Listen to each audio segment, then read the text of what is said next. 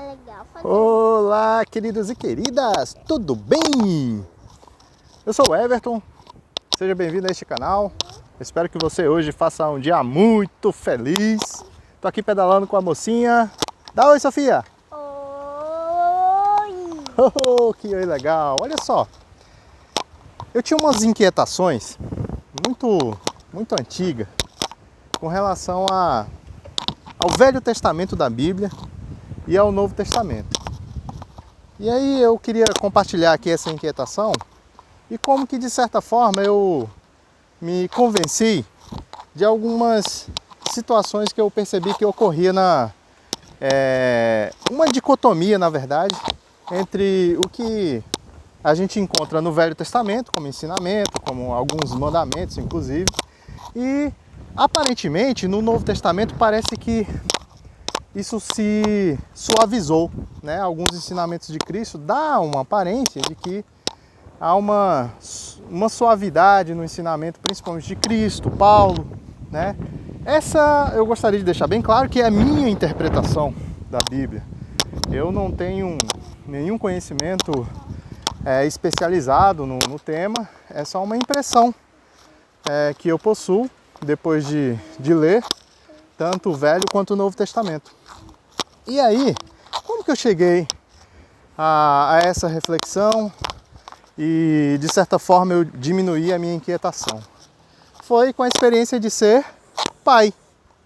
Olha só, de ser pai dessa mocinha. O que aconteceu? Se você é pai, você vai concordar comigo que a gente estabelece algumas regras para os nossos filhos.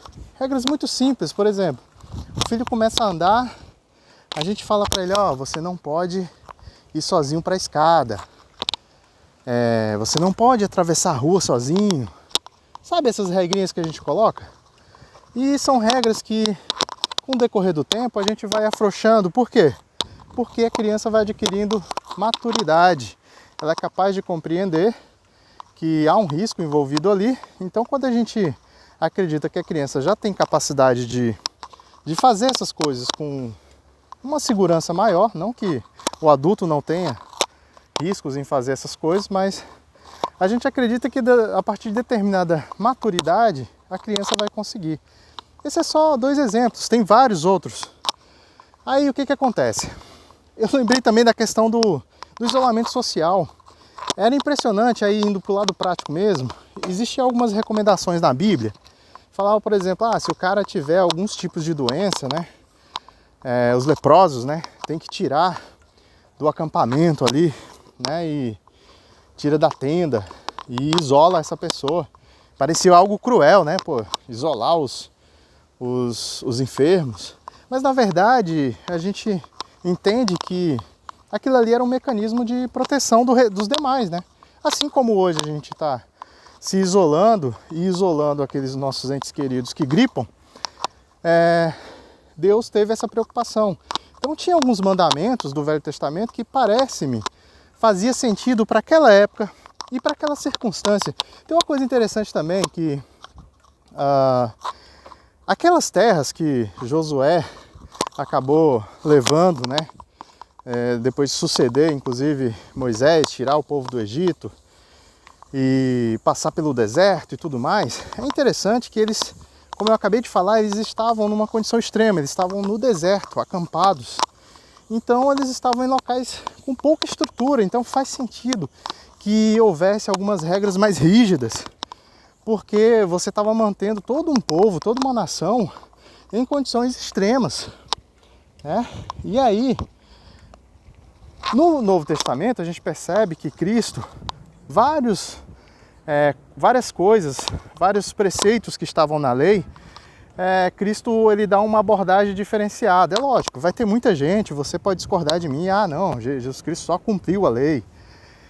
Eu concordo que ele cumpriu de fato, mas ele cumpriu dando uma interpretação temporal, do tempo dele, da época dele, né? Então, assim, por que eu estou trazendo isso? É uma inquietação que eu tinha e através da maneira como a gente lida com os nossos filhos, eu percebi, grande é o nosso Deus em entendimento. A Bíblia também fala que a nossa mente humana é incapaz de alcançar, de abarcar toda a compreensão divina. A gente não está preparado, a nossa mente humana não tem essa preparação. E faz muito sentido, então, no olhar de Deus, nós somos imaturos. Então, algumas leis que Deus foi colocando para a gente foram leis que faziam sentido naquele tempo, para aquela circunstância, porque a gente não tinha maturidade espiritual suficiente e para aquele momento fazia muito sentido. E Jesus Cristo, Paulo, os demais discípulos, eles deram uma nova roupagem, né, por assim dizer. Essa é a minha interpretação. E vale dizer também uma coisa muito polêmica que tem com relação a Deus falar com relação às guerras, vai lá e dizima, às vezes até as crianças, né? Vai lá e dizima aquele povo que eu dei para ti. Parece que Deus é aquela figura cruel, tirana, que dá a terra pro povo judeu, né?